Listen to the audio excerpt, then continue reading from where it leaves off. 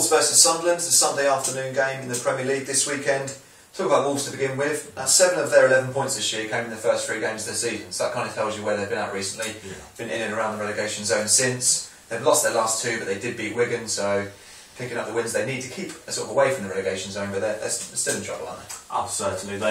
They looked woeful against Chelsea. Now they've lost Jamie O'Hara to injury in midfield, so that's that they needed his dynamism, but they were very poor against Chelsea. Obviously they don't expect to pick up points there, but you want them to put in a morale boosting performance. You want them to take something positive from the game, but there wasn't really anything for them, which is a bit disappointing for Mick McCarthy and his side.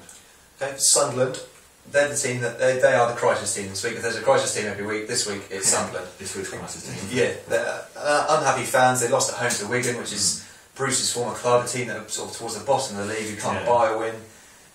There hasn't been a sacking yet in the Premier League. Steve Bruce is arguably now the front runner.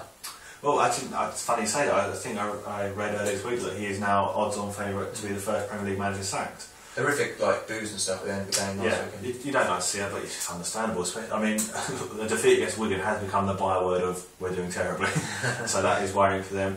But it was good to see Bruce come out and fight, and he's not the type, you tell he's the type of character not to give up, and he's going to fight on, and I think he's a good manager, and it's hard to pinpoint Sunderland's trouble. But I think the thing is with them, I mean, I have to say their goal difference is 0, so they're not getting hammered, they're losing games by the odd goal. Yeah. They all seem to be the team that, like even the last couple of years or next season, will really turn it on. Yeah. And it's almost like next week we'll win, next week we'll get the goals we need, and it just never happens. Yeah, I mean, a couple of years ago when Niall Quinn and Eddie Short took over, those big money signings, people who they got Darren Bent and people like that, and you kind of thought, okay, here's a bright new era for Sunderland football.